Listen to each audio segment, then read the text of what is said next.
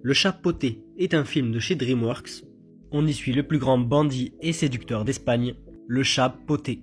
Il refera la rencontre de son ancien frère Humpty, avec qui il se lancera dans une quête incroyable, la quête des haricots magiques. Donc voilà, si vous ne voulez pas être spoilé, je vous invite à quitter la vidéo. Mais allez, c'est parti. Alors, j'avais vraiment pas de bons souvenirs du film, mais en le revoyant, en fait, il est super cool. Le film est super drôle. J'ai même été surpris de voir quelques références pour adultes, comme quand Poté est emprisonné et qu'il a de l'herbe à chat du Népal. Ça aurait pu ne pas y être, ça aurait été la même, mais c'est super marrant de l'avoir fait quand même. Et même dans l'ensemble, il y a pas beaucoup de blagues de bébé, quoi. Quand je dis blagues de bébé, c'est les blagues de dessins animés basiques, hein, genre un prout et tout ça, quoi. Ensuite, l'histoire était aussi plutôt sympathique. On va suivre nos héros dans la quête des haricots magiques, mais surtout de l'oie aux œufs d'or. Et c'était plutôt rythmé, c'était intéressant. Voir l'enfance et l'origine de Poté, c'était cool. Mais par contre, j'ai pas trop aimé le combat final. C'est surtout parce qu'il y a un point que j'aime pas et j'en parlerai plus tard. Donc voilà, maintenant parlons des personnages. Poté est excellent. À l'origine, personnage secondaire de Shrek, il a su se démarquer en devenant l'un des meilleurs personnages et il a aujourd'hui droit à son film solo. Et on retrouve le Poté qu'on aime. Fort, cool, drôle. C'est vraiment un personnage qu'on aime suivre. Toujours fidèle à lui-même, il n'abandonne jamais et c'est super cool. Ensuite, nous avons Kitty. Bon, elle est pas ouf, hein. C'est vraiment juste le love interest de Poté, mais elle est quand même agréable à suivre. Ce n'est pas une demoiselle en détresse et en vrai, son rôle de love interest un petit peu rival lui colle à merveille. Ensuite, Jack et Jill. Plutôt bons antagonistes. Bon, ils ont pas d'histoire, hein.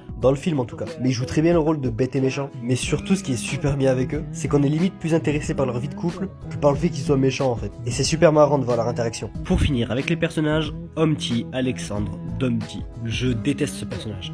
Bon, déjà, disons les termes, il est moche. N9 avec une tête humaine, c'est tout sauf mignon ou quoi que ce soit. Et surtout que ce type est nul en fait, c'est une raclure en fait. Avec sa prétendue mort, on veut nous montrer qu'il a un cœur d'or, parce que quand il est tombé, sa coquille en fait cachait une coquille d'or, du coup bah il a un cœur d'or. Mais non, ça marche pas comme ça. On nous montre depuis le début que ce mec est bizarre, il a trahi à maintes reprises ses proches, et à la fin, juste parce que Poté lui dit que c'est pas bien d'être méchant, bah il devient gentil. Humpty en fait c'est l'exemple même de la facilité scénaristique. C'est pas fair play, c'est pas bien, c'est moche même, mais c'est facile à faire. En plus je veux pas dire mais c'est un œuf, pas de racisme ou quoi, mais c'est l'un des aliments les plus faciles à cuisiner.